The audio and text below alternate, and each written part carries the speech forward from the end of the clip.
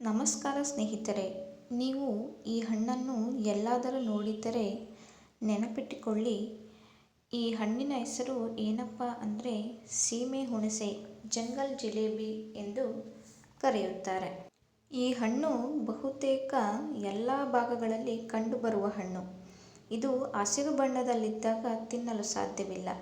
ಕೆಂಪಾಗಿ ಹಣ್ಣಾದಾಗ ತುಂಬ ರುಚಿಕರವಾಗಿರುತ್ತದೆ.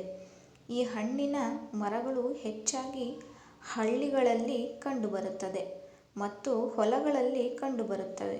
ಇವು ಹಲವಾರು ಆರೋಗ್ಯ ಗುಣಗಳನ್ನು ಹೊಂದಿವೆ. ಸೀಮೆ ಹುಣಸೆ ಮರವು ಮುಳ್ಳಿನಿಂದ ಕೂಡಿರುತ್ತದೆ, ಆದರೆ ಹಣ್ಣುಗಳು ರುಚಿಯಲ್ಲಿ ಸಿಹಿಯಾಗಿರುತ್ತವೆ. ಇದರ ವೈಜ್ಞಾನಿಕ ಹೆಸರು ಪಿಥೆಸೆಲ್ಲೋಬಿಯಂ ಡುಲ್ಸ್. ಇದನ್ನು ಗೋರಸ್ ಅಂಬಲಿ, ಮಂಕಿ ಪಾಡ್ ಫ್ರೂಟ್, ಮನಿಲಾ ಹುಣಸೆಹಣ್ಣು ಮತ್ತು ಮದ್ರಾಸ್ ಮುಳ್ಳು ಸೇರಿದಂತೆ ಹಲವು ಹೆಸರುಗಳಿಂದ ಕರೆಯಲಾಗುತ್ತದೆ. ಇದರ ಸೇವನೆಯ ದೇಹಕ್ಕೆ ಪ್ರಯೋಜನಕಾರಿ ಎಂದು ಪರಿಗಣಿಸಲಾಗಿದೆ. ಇದನ್ನು ತಿನ್ನುವುದರಿಂದ ಅನೇಕ ದೈಹಿಕ ಪ್ರಯೋಜನಗಳಿವೆ. ಹಲವಾರು ಔಷಧೀಯ ಗುಣಗಳಿಂದ ಕೂಡಿರುವ ಸೀಮೆ ಹುಣಸೆ ಆರೋಗ್ಯಕ್ಕೆ ತುಂಬ ಪ್ರಯೋಜನಕಾರಿಯಾಗಿದೆ. ಇದರಲ್ಲಿರುವ ಗುಣಗಳು ದೇಹದ ರೋಗನಿರೋಧಕ ಶಕ್ತಿಯನ್ನು ಹೆಚ್ಚಿಸುತ್ತವೆ.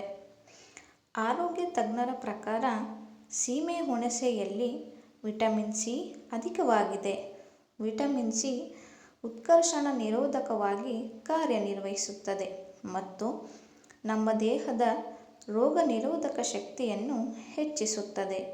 ಮಧುಮೇಹ ಸಮಸ್ಯೆಯಿಂದಲೂ ಪರಿಹಾರ ಸಿಗುತ್ತದೆ.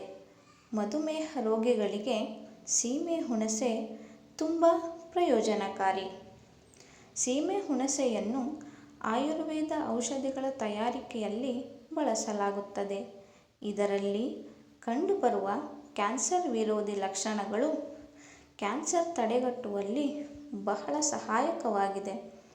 ಇದರಲ್ಲಿ ವಿಟಮಿನ್ ಸಿ, ಪ್ರೋಟೀನ್, ಕೊಬ್ಬು, ಕಾರ್ಬೋಹೈಡ್ರೇಟ್ಸ್, ಕ್ಯಾಲ್ಸಿಯಂ, ಪೊಟ್ಯಾಷಿಯಂ, ರಂಜಕ, ಕಬ್ಬಿಣ, ಥಯಾಮಿನ್, ರೈಬೋಫ್ಲಾವಿನ್ ಮುಂತಾದ ಪೋಷಕಾಂಶಗಳಿವೆ.